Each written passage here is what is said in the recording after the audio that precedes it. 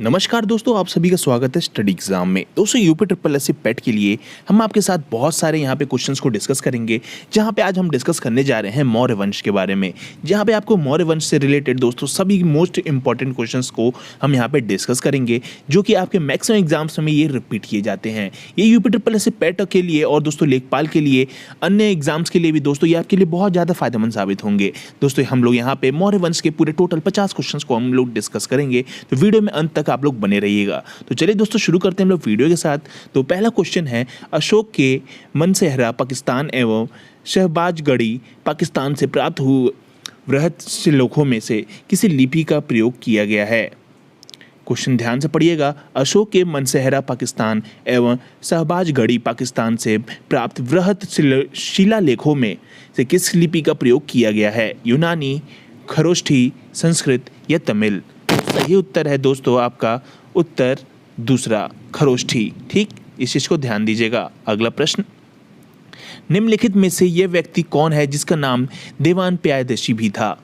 निम्नलिखित में से वह व्यक्ति कौन है जिसका नाम देवान प्यायदशी भी था?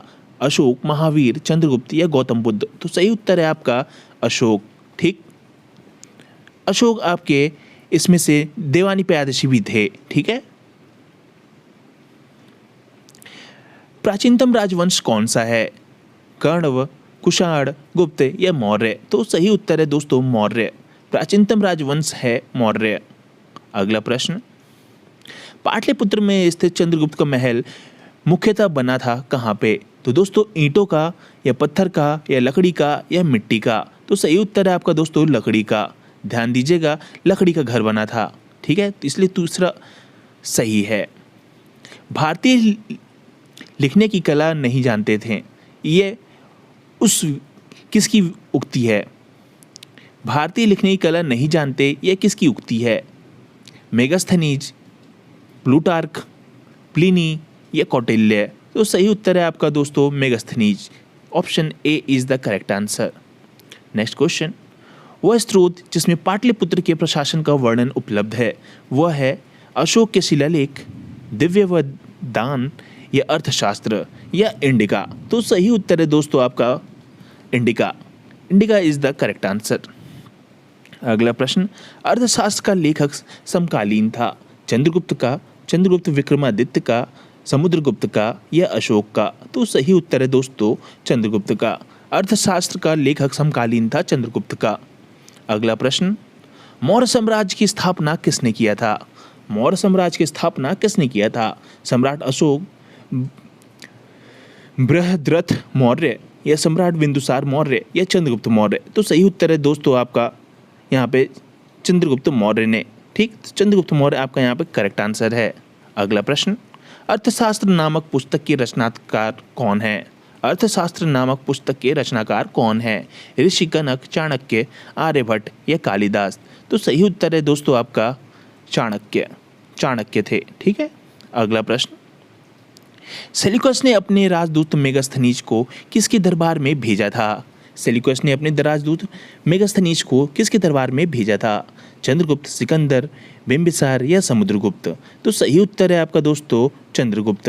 ठीक है, चंद्रगुप्त आपका सही उत्तर है। अगला प्रश्न, मेगास्थनीज ने किस पुस्तक की रचना की थी? मेगास्थनीज ने किस पुस्तक की रचना की थी? मेघदूत, राजतरंगिणी, इंडिका या अर्थशास्त्र?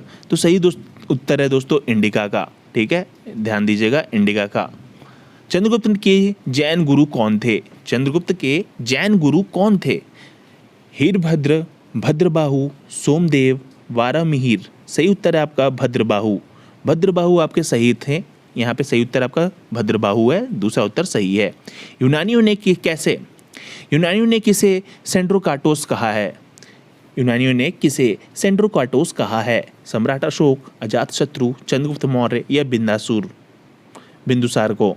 तो सही उत्तर है आपका दोस्तों चंद्रगुप्त मौर्य को। ठीक, चंद्रगुप्त मौर्य को यहाँ पे यूनानियों ने सेंड्रोकाटोस कहा है। तो सही उत्तर आपका तीसरा हो गया यहाँ पे चंद्रगुप्त मौर्य। चंद्रगुप्त मौर्य का पुत्र कौन था? बृहद्रथ मौर्य, बिंदुसार, अशोक या बिंबिसार? तो सही उत्तर है दोस्तों बिंदुसार। ठीक, बी आंसर आपका सही है। अगला प्रश्न दोस्तों, एक और चीज़, वहाँ पे मौर्य है तो मौर्य को देख के वो मत बोल दीजिएगा कि मतलब कि आप लोग का मौर्य ही आपका आंसर सही होगा। इसीलिए दोस्तों ध्यान दीजिएगा, वो गलती से मेरे मुंह से निकल गया था, बट इस टाइप की गलती आप लोग मत कीजिएगा कि एग्जाम में आपने ऑप्शन देखा कि मतलब कि मौर्य है, चंद्रगुप्त मौर्य का बेटा, तो उसका भी सरनेम मौर्य होगा तो उसको हमने मौर्य लगा दिया। ऐसी गलती करने की गलती आप लोग मत कीजिएगा, ठीक है। अगला प्रश्न, यूनानी लेखक बिंदुसार को किस नाम से जानते थे? यूनानी लेखक बिंदुसार को किस नाम से जानते थे? अमित्रघात, कौटिल्य, देवबर्मन, ये कुंडाल। तो सही उत्तर है आपका अमित्रघात नाम से, ठीक है। तो आंसर एक सही है, पहला प्रश्न उत्तर। चाणक्य कौटिल्य के बचपन का नाम क्या था?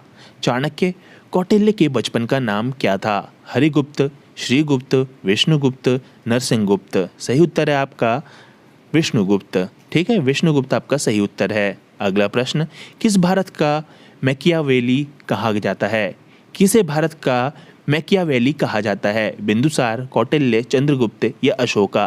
तो सही उत्तर है आपका दोस्तों कौटिल्य को, ठीक है। अगला प्रश्न, चाणक्य के पिता का नाम क्या था? राहुल, सिद्धार्थ, कलहण या चणक? तो सही उत्तर है आपका दोस्तों चणक, ठीक है। सही उत्तर है आपका चणक। मौर्य साम्राज्य का महानतम शासक कौन था? बिंदुसार, चंद्रगुप्त, देववर्मन या अशोक? तो सही उत्तर है आपका अशोक, ठीक। Option 4 is the correct answer. अगला प्रश्न, अभिलेखों में अशोक को किस नाम से संबोधित किया गया है? अभिलेखों में अशोक को किस नाम से संबोधित किया गया है? महामाया, सम्राट, राजा या देवान में प्रियदर्शी? तो सही उत्तर है आपका देवनामा प्रियदर्शी, ठीक है। सही उत्तर आपका हो गया ऑप्शन 4 देवनामा प्रियदर्शी। पुराणों में अशोक को किस नाम से जाना जाता है? पुराणों में अशोक को किस नाम से जाना जाता है? अशोक वर्धन, सम्राट अशोक, उपयुक्त सभी या राज अशोक? तो सही उत्तर है आपका अशोक वर्धन के नाम से, ठीक है। ऑप्शन ए अशोक वर्धन के नाम से आप सभी को यहाँ पे जाना जाता है, ठीक है। पहला ऑप्शन सही है। श्रीनगर की स्थापना किस मौर्य शासक ने की थी? श्रीनगर की स्थापना किस मौर्य शासक ने की थी? अजातशत्रु, चंद्रगुप्त, समुद्रगुप्त या बिंदुसार? तो सही उत्तर है आपका दोस्तों चंद्रगुप्त ने, ठीक है। ध्यान दीजिएगा, तो ये सही उत्तर है आपका यहाँ पे चंद्रगुप्त ने। अशोक ने कलिंग पर कब विजय प्राप्त की थी? अशोक ने कलिंग पर कब विजय प्राप्त की थी? तो सही उत्तर है आपका क्या होगा? 261 ईसा पूर्व, 267 ईसा पूर्व, 265 ईसा पूर्व, 256 ईसा पूर्व? सही उत्तर है आपका दोस्तों 261 ईसा पूर्व, ठीक है। 261 ईसा पूर्व। अगला प्रश्न, कलिंग की राजधानी क्या थी? हरिद्वार, पाटलिपुत्र, उज्जैन या तौसली? तो सही उत्तर है दोस्तों आपका Tosali. Tosali is the correct answer, option 4, ठीक। दोस्तों एक और चीज़ मैं आपसे यहाँ बोलना चाहूँगा, जितने भी लोग दोस्तों आप लोग अगर इस पेपर को लगा रहे हैं, मौर्य वंश के इसके एमसीक्यूज़ को लगा रहे हैं, आई होप आप लोग एक चीज़ ज़रूर कर रहे होंगे कि जैसे कि आप लोग एमसीक्यूज़ अगर कभी भी लगाया कीजिए, चाहे मेरी वीडियो हो चाहे किसी की वीडियो हो दोस्तों, अगर आप इन एमसीक्यूज़ को लगाया करें तो आप कृपया करके एक पेन और पेपर लेके भी ज़रूर बैठा करें, और जितने भी क्वेश्चन हम करा रहे हैं उसको आंसर्स देखने से पहले ही दोस्तों आप उन आंसर्स को दोस्तों आप लोग अपने कॉपी पे लिख लें और देखें लास्ट में कि आपके इन जो कितने भी सीरीज़ का क्वेश्चन चल रहा हो, 40 का चल रहा हो, 50 का चल रहा हो या 100 का चल रहा हो, कि आपके उतने में से कितने मार्क्स आ रहे हैं, तभी आप लोग का दोस्तों इसके लिए फ़ायदा होगा, ठीक है। तो चलिए आगे बढ़ते हैं अगले क्वेश्चन के साथ। अशोक ने नेपाल में कौन सा नगर बसाया था? अशोक ने नेपाल में कौन सा नगर बसाया था? ललितपत्तन, जनकपुर, भरतपुर या पाटन? तो सही उत्तर है दोस्तों आंसर 1 ललितपत्तन, ठीक है। ललितपत्तन सही आंसर है। अगला प्रश्न, अशोक चक्र कहाँ से लिया गया है? वाराणसी, कुशीनगर, बोधगया या सारनाथ? तो सही उत्तर है दोस्तों सारनाथ से, ठीक है। अशोक चक्र सारनाथ से लिया गया है, ध्यान दीजिएगा दोस्तों, ठीक। अगला प्रश्न, अशोक चक्र में कितनी तिल्लियाँ हैं? 24 तिल्लियाँ, 22 तिल्लियाँ, 23 तिल्लियाँ या 25 तिल्लियाँ? तो सही उत्तर तो दोस्तों आप सभी को पता ही होगा, और जिनको नहीं पता है तो दोस्तों आप क्या ही बताइए आप लोग, अशोक चक्र में कितनी तिल्लियां होती हैं आप बताइए। चलिए आपको पता ही होगा, मैं आपको बता दूं, अशोक चक्र में 24 तिल्लियां होती हैं, ठीक है। अगला प्रश्न, कलिंग युद्ध किसके बीच लड़ा गया था? सम्राट अशोक और राजा अनंतनाथन के मध्य, चंद्रगुप्त मौर्य तथा इब्राहिम लोदी के मध्य, बिंदुसार और राजा विक्रमादित्य के मध्य, सम्राट अशोक तथा श्रीगुप्त के मध्य या ऑप्शन ए? तो करेक्ट आंसर है सम्राट अशोक और राजा अनंत नाथन के मध्य में। ठीक है, तो सही आंसर आपका ऑप्शन ए हो गया, पहला वही सही आंसर है। अगला प्रश्न, कलिंग युद्ध के बाद सम्राट अशोक ने कौन सा धर्म ग्रहण किया था? जैन धर्म, बौद्ध धर्म, सिख धर्म या ईसाई धर्म? तो सही उत्तर है दोस्तों आपका बौद्ध धर्म। ठीक है, कलिंग युद्ध के बाद अशोक ने भेरी घोष त्याग कर दिया गया कलिंग युद्ध के बाद अशोक ने भेरी घोष त्याग कर क्या अपनाया था? तो धम्म घोष, मैथ्यू घोष, लहरी घोष या बहरी घोष? तो सही उत्तर है आपका धम्म घोष। ठीक है, धम्म घोष आपका यहाँ पे सही आंसर है। अगला प्रश्न, बौद्ध धर्म अपनाने से पहले सम्राट अशोक किस भगवान की पूजा करते थे? भगवान शिव, भगवान विष्णु, भगवान ब्रह्मा या भगवान गणेश? तो सही उत्तर है आपका भगवान शिव की। ठीक है, शिव भगवान की पूजा करते थे अशोक। अगला प्रश्न, अशोक के बौद्ध धर्म में किसने दीक्षित किया था? चंद्रगुप्त ने, समुद्रगुप्त ने, श्रीगुप्त ने या उपगुप्त ने? तो सही उत्तर है आपका उपगुप्त ने। अगला प्रश्न, अशोक के अधिकांश अभिलेख किस लिपि में लिखे गए हैं? अशोक के अधिकांश अभिलेख किस लिपि में लिखे गए हैं? ब्राह्मी लिपि, नगरी लिपि या देवनागरी लिपि या ग्रंथ लिपि? तो सही उत्तर है आपका दोस्तों ब्राह्मी लिपि में। ठीक है, सही उत्तर है आपका ब्राह्मी लिपि, ऑप्शन ए सही है आपका। अगला प्रश्न, सांची का स्तूप, बरहुत का स्तंभ तथा सारनाथ का स्तंभ का निर्माण किसने करवाया था? सम्राट अशोक ने, बिंदुसार ने, चाणक्य ने या गौतम बुद्ध ने? तो सही उत्तर है आपका सम्राट अशोक ने। अगला प्रश्न, सांची का स्तूपा कहाँ स्थित है? रायसेन मध्य प्रदेश, मुंबई महाराष्ट्र, अहमदाबाद गुजरात या बेंगलुरु कर्नाटका?